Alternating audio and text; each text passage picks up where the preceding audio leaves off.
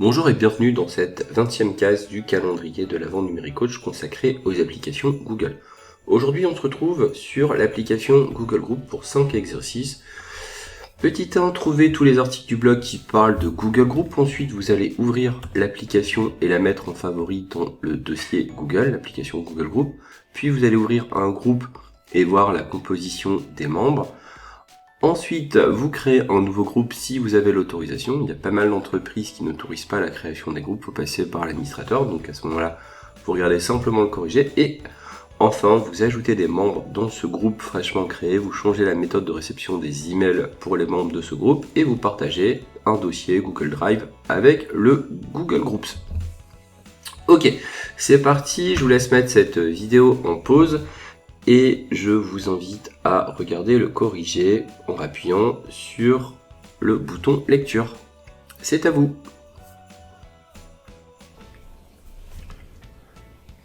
C'est parti pour le corrigé. Trouvez tous les articles du blog qui parlent de Google Group. Donc ce que vous pouvez faire, c'est ici ouvrir effectivement cette URL, laisser un espace, rechercher sur thierryvanov.com, autrement dit Numériblog, et là vous allez taper Groups comme ça sans le E. Et vous allez retrouver l'ensemble des articles qui traitent de Google Group. C'est une première possibilité. Ensuite, vous pouvez utiliser le moteur de recherche situé ici. Vous faites rechercher, on arrive sur le même résultat. Ensuite, on va ouvrir l'application et la mettre en favori dans le dossier Google. Alors, je vais cliquer sur le plus, lanceur d'application. Je retrouve ici l'application Google Group. Directement, en cliquant sur cette icône, je vais ouvrir Google Group. Je vais mettre en favori cette URL, CTRL majuscule B pour afficher ma barre de favoris. Je glisse le petit cadenas dans mon dossier Google et je place l'application Google Group ici. Et là, je retrouve effectivement mes différents groupes. Ouvrir un groupe et voir la composition des membres. Alors, je vais cliquer ici sur ce groupe test par exemple. Et là, je vois qu'il y a un seul membre, c'est indiqué ici, je clique sur membre et je peux ainsi voir la composition des membres avec leur statut, donc soit propriétaire, soit administrateur, soit membre, la date d'adhésion et la méthode de réception des différents emails. Créer un nouveau groupe, donc voilà, j'ai l'autorisation dans mon domaine, attention, ce ne sera pas le cas pour tout le monde. Donc je reviens ici sur mes groupes. Plus créer un groupe, c'est une possibilité. Vous pouvez également passer par la console d'administration si vous avez la possibilité. Donc le groupe, je l'appelle calendrier avant. Ici, on va mettre les abonnés du calendrier, par exemple. Je fais suivant. J'ai quelques réglages qui sont proposés ici. Définir les paramètres de confidentialité. Donc qui peut rejoindre le groupe? Tous les membres de l'organisation peuvent rejoindre, peuvent demander, ou uniquement sur invitation. Bon là je vais faire sur invitation. Qui peut afficher les conversations ensemble de l'organisation. Attention, des personnes qui ne sont pas membres du groupe pourraient afficher les messages. Donc là vous mettez simplement les membres du groupe, il faut réduire un petit peu les droits ici.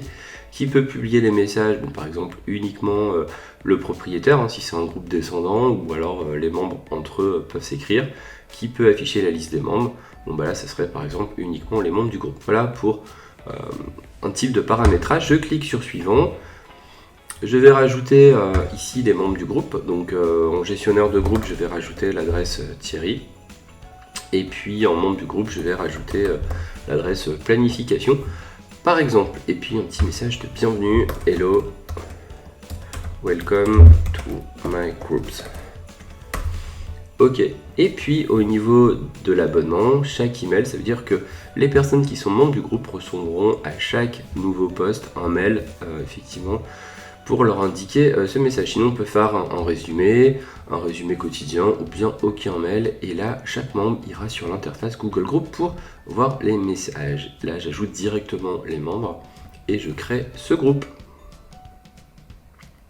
Alors, vous avez d'autres réglages possibles depuis la console d'administration si besoin.